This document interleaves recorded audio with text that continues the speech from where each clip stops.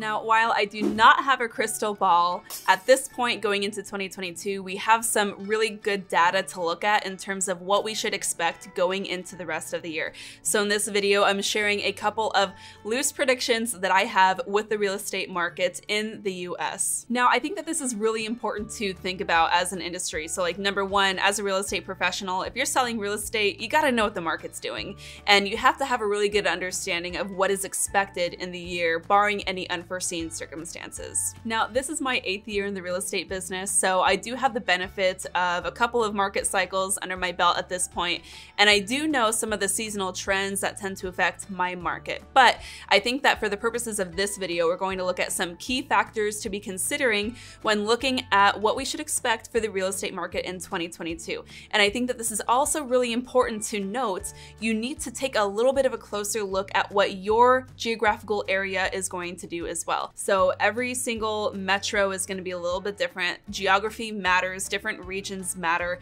Those are going to impact your local numbers more than just countrywide headlines will too. And this is also something to remember when you're speaking to your clients. So if you're hearing from your clients that they're kind of reading off of some buzzy headlines on major news outlets, remind them that the numbers are going to look a little bit different in your local area, and be prepared to give them that information to help guide them and make better decisions as well. But again, for the purposes of this video, let's look at the general housing market outlook that I've got for you today. So the first aspect that I want to consider are home values, right? So after a record year of housing appreciation, this is what's on everybody's mind. When are we going to hit the peak?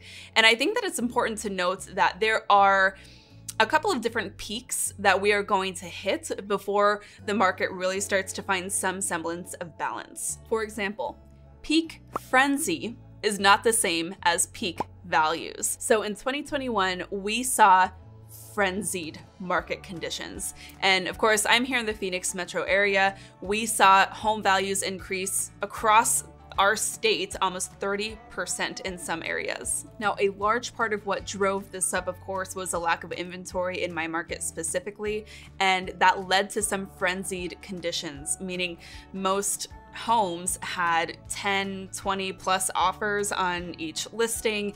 It was really crazy. And I think that we're finally kind of past that sense where a lot of our buyers are not going into those situations where they're in these crazy bidding wars and waiving all contingencies just to stand out against 20 other offers. And you might start to find yourself closer to that as well, where it just feels a little less competitive. But that doesn't necessarily mean that we've hit the peak of home values. So I've seen a couple of sources over the last several months cite forecasts of double-digit home appreciation going into 2022. So when I'm explaining values and forecasted values to my clients, I'm very careful to articulate the following. There are a couple of different peaks that will hit as the market finds itself more towards balance. There's a couple of different peaks.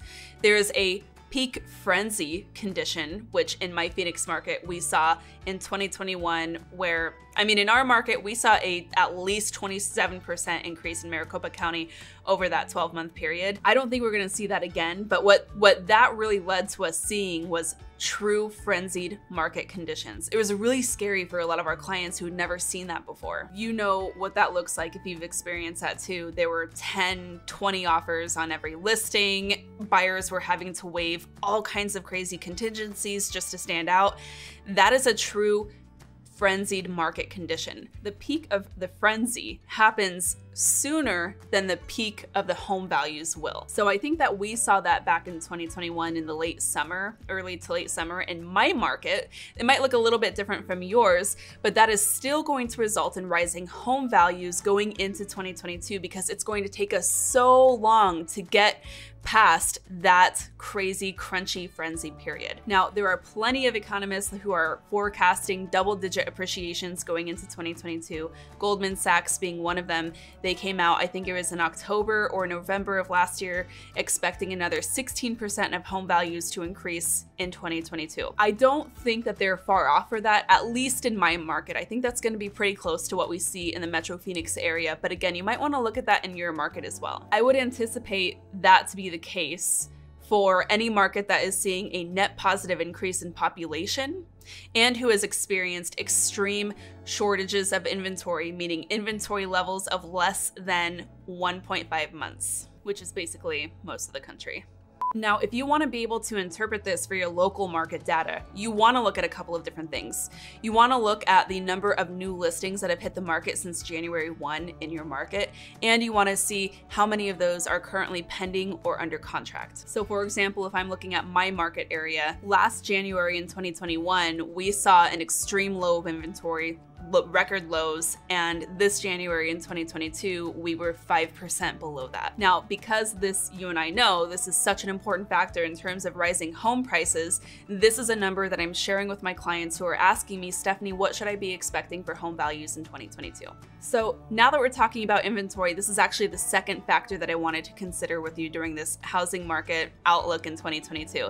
Inventory is going to be the number one factor that's going to help slow down the rising house prices that we're seeing. If we're really asking ourselves where the inventory is going to come from, I think that there are a couple of factors to consider. Number one, new construction is going to be the number one impact in terms of inventory, right? For so long, about 10 years, new construction in many markets had basically halted because of the Great Recession in 2008. Now, at least in my market, we are seeing record numbers of new permits being drawn for new homes, which is great, but we also have the issue of the supply chain that is affecting how quickly those homes can be delivered. The National Association of Home Builders in 2021 reported that 90% of home builders had reported delays and shortages in terms of the materials that they needed. And this is directly as a result of the supply chain issues that we are seeing. So currently, as it sits, we need more than 5 million new homes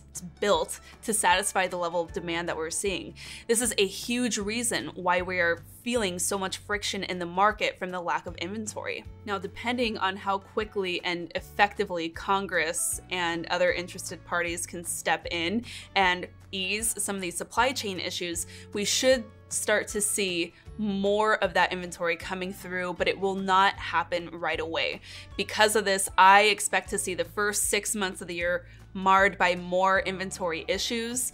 We're probably going to continue to see record lows month after month until things start to ease up on the supply chain and new construction side of things. Now, this is only going to solve part of the problem because at least in my area, new construction is not happening where all of the job development is in the Metro Phoenix area, for example.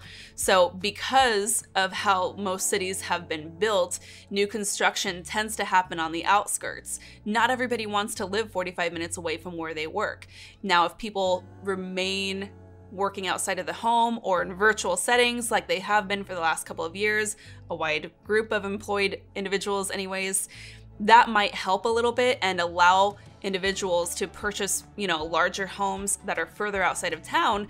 We'll just have to see if that trend continues going into the new year. Now, the other factor aside from inventory that we need to be considering here is interest rates and affordability. Now, there's a couple of things that I want to point out here. Interest rates, as we know, they've already started creeping up in the beginning of this year. That directly impacts affordability for our buyers. You and I understand that, so I don't want to go too deep into it, other than to say we are anticipating seeing an increase of interest rates possibly up to or even beyond 4% by the end of the year. Now, it's important to note that the historical average of interest rates are around 6%.